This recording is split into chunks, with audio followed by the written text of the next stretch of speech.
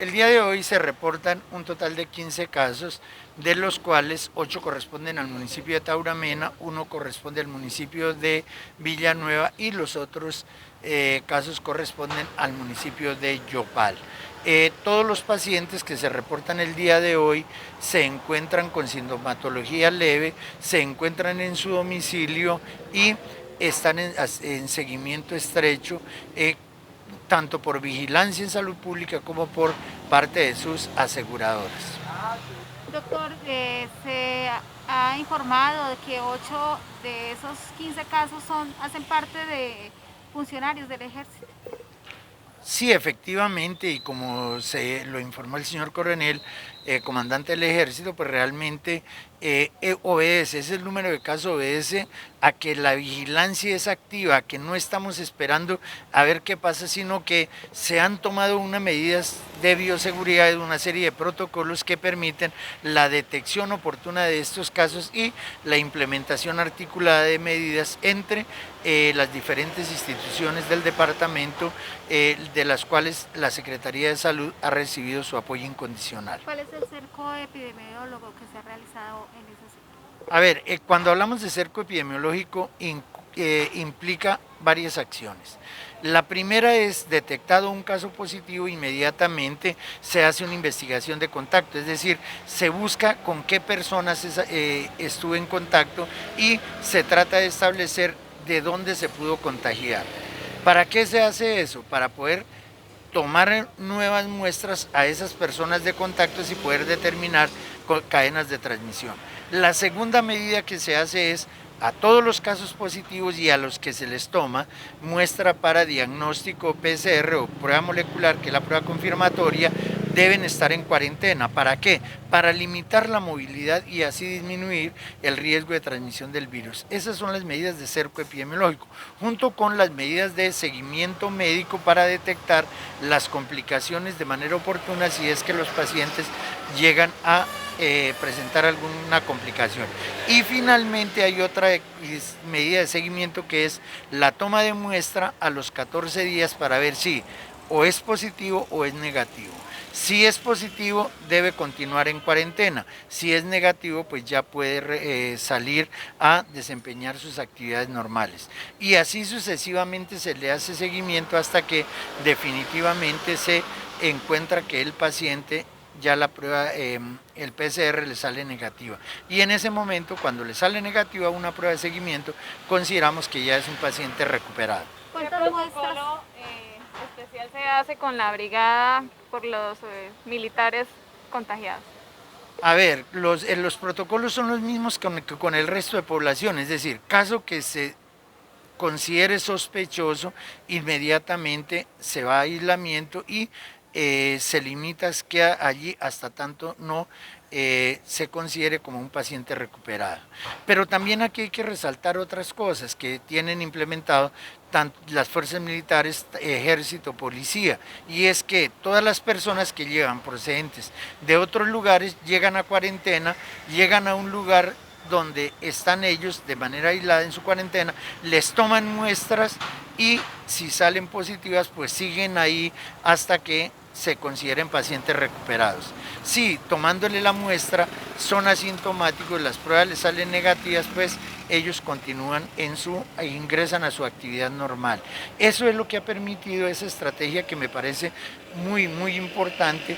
Estamos detectando de esa manera las personas que vienen de otros lados que tienen un mayor riesgo epidemiológico que el que tiene el departamento de Casanare, para que de esa manera se puedan captar esos casos que ingresan y se puedan disminuir el riesgo de transmisión a la comunidad. La verdad que hay que reconocer que las fuerzas militares, policía, ejército y la Fuerza Aérea están haciendo las cosas muy bien, disminuyendo ese riesgo en las personas que de una u otra razón tienen que movilizarse.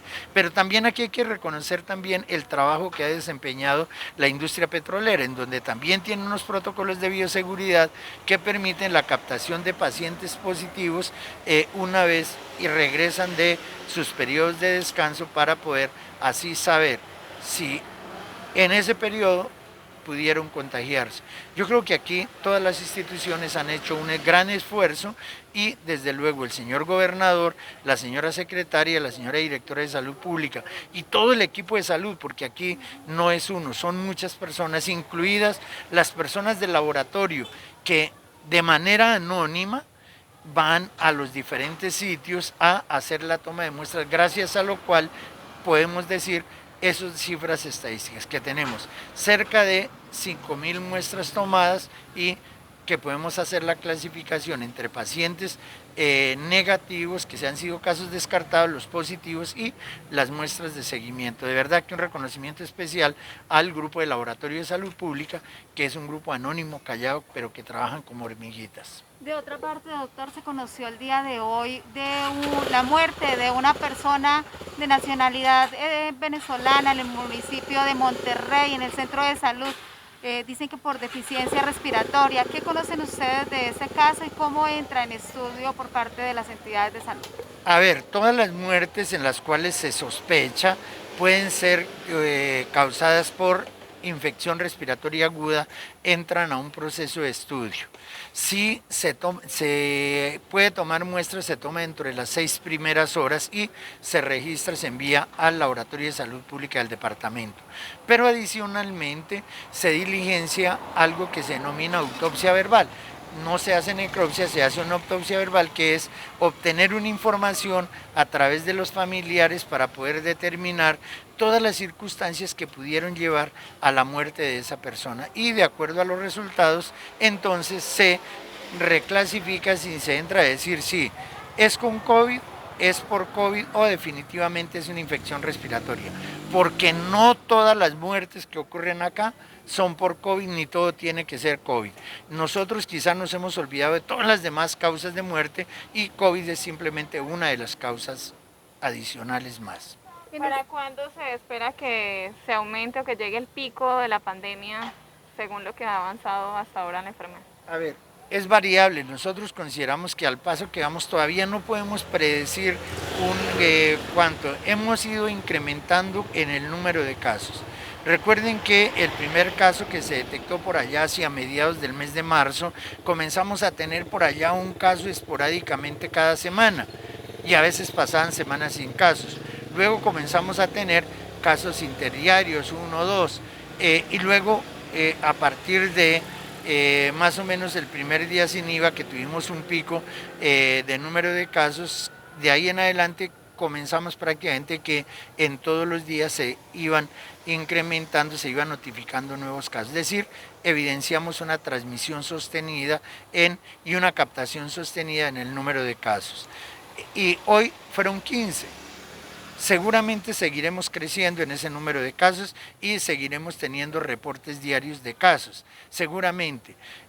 Quizá hacia el mes de septiembre podríamos decir que en el departamento, al paso que vamos, podríamos tener el pico máximo. En el país está proyectado que más o menos en agosto, pero aquí comenzamos un poco más tarde y por eso consideramos que hacia esa época. Sin embargo, eso puede ser cambiante, depende de la responsabilidad ciudadana. Cuanto más nos cuidemos, más puede demorar ese pico máximo y menos alto puede ser ese pico, es decir, en el pico máximo el número de casos sea menor, dependiendo de cómo nos cuidemos, cómo nosotros realmente adoptemos unos protocolos de bioseguridad para protegernos nosotros mismos. Yo me cuido, yo me cuido, yo me cuido. Y si yo me cuido, los cuido a ustedes y cuido a todos los miembros de mi familia, a todos los miembros de la comunidad, a toda la comunidad del departamento de Casanare. Doctor, ¿se ha dado apertura ya a los restaurantes y se espera en los próximos días las comunidades religiosas? ¿Cómo serán esos controles y cuáles serían pues las principales recomendaciones para estas entidades que iniciarán de nuevo su actividad comercial? Responsabilidad social fundamentalmente. No hay protocolo que aguante si no hay adherencia a ese protocolo.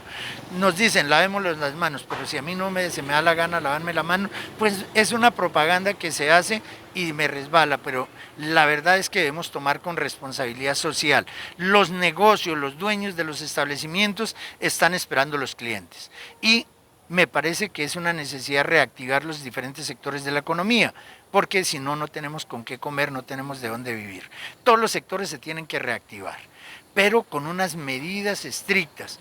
Los propietarios de los establecimientos deben hacer que se cumplan sus protocolos, que las personas que atienden esos establecimientos realmente guarden, observen, cumplan los protocolos de bioseguridad que tienen implementados y que exijan a sus clientes el cumplimiento de los protocolos. Obviamente al ingresar al restaurante se tienen que quitar el tapabocas para comer, pero mientras estén ahí deben estar suficientemente aislados para disminuir el riesgo de transmisión persona a persona.